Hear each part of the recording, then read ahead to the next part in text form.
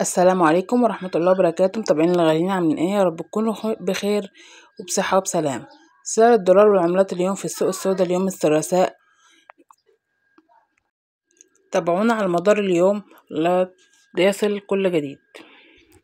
ريال سعودي شراء 12 جنيه 82 قرش، بيع 13 جنيه و2 قرش.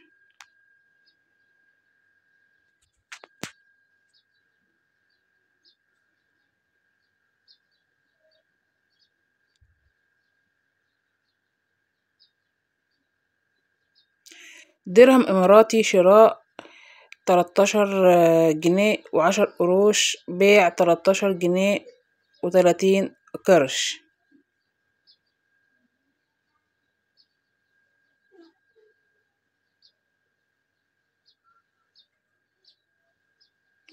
جنيه استرليني شراء 61 جنيه و12 قرش، بيع 61 جنيه و72 قرش.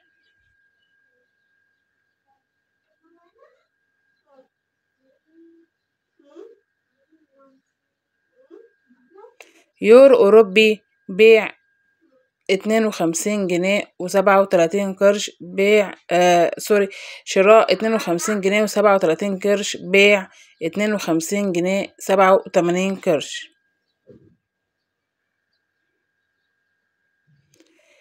دينار أردني شراء 67 جنيه 83 قرش، بيع 69 جنيه 33 قرش.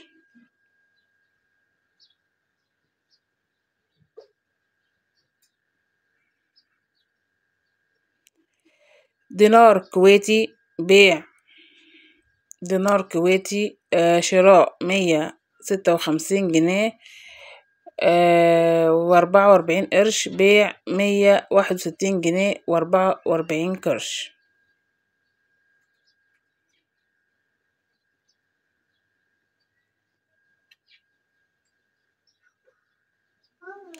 ريال قطري شراء 13 جنيه و12 قرش، بيع 13 جنيه و41 قرش.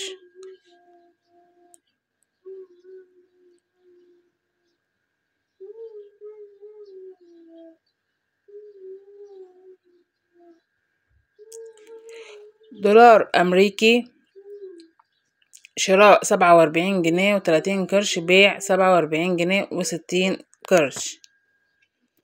أتمنى الفيديو يعجبكم، ما تنسوش تحطوا لايك للفيديو واشتراك في القناة وتفعيل زر الجرس على علامة الكل عشان يوصلكم كل جديد. أتمنى منكم الدعم ثم الدعم ثم الدعم، فضلا وليس أمرا. شكرا، أسيبكم في رعاية الله. السلام عليكم ورحمة الله وبركاته.